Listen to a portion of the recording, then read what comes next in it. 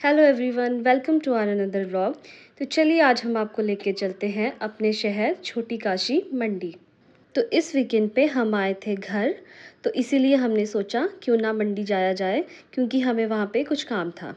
तो early morning हम रिवालसर से निकल गए थे मंडी के लिए। रिवालसर से मंडी का डिस्टेंस लगभग 24 किलोमीटर है। आजकल रिवालसर से लेकर मंडी तक का रोड बिल्कुल चकाचक हो चुका है। पिछले कुछ 4-5 सालों से यहाँ का काम चल रहा था, लेकिन अब ये काम बिल्कुल कंप्लीट हो चुका है। तो आधे घंटे की ड्राइव में ही हम पहुँच गए थे मंडी। और मंडी आने का अपना ही एक अलग मज़ा होता है, क्योंकि यहाँ से हमारी बहुत सारी मेमोरीज़ जुड़ी हैं, चाहे बचपन की या फिर कॉलेज टाइम की।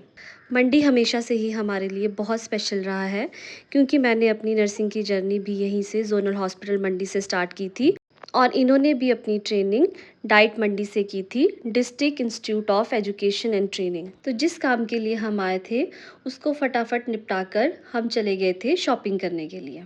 आज मंडी का मौसम भी बहुत अच्छा था और बारिश भी हो रही थी, और बारिश में मंडी और भी ज़्यादा सुंदर लग रहा था। तो सेरी मंच से ऑटो लेकर हम चले गए थे नामधारी सिटी सेंटर। जब हम लोगों की शादी हुई थी तो हमने अपनी शादी की शॉपिंग भी यहीं से करी थी। तो यहाँ हम आए थे जेंट सेक्शन में, क्योंकि इनको लेना था अपने लिए कुर्ता पजामा।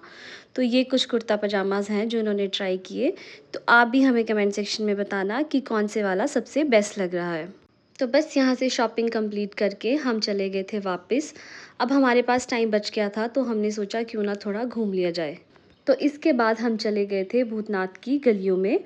मंडी को पहाड़ों की वाराणसी भी कहा जाता है, क्योंकि यहाँ पे वाराणसी की तरह ही 81 पुराने मंदिर हैं, जिसमें कुछ मुख्य मंदिर हैं भूतनाथ, त्रिलोकीनाथ, पंचवक्त्र।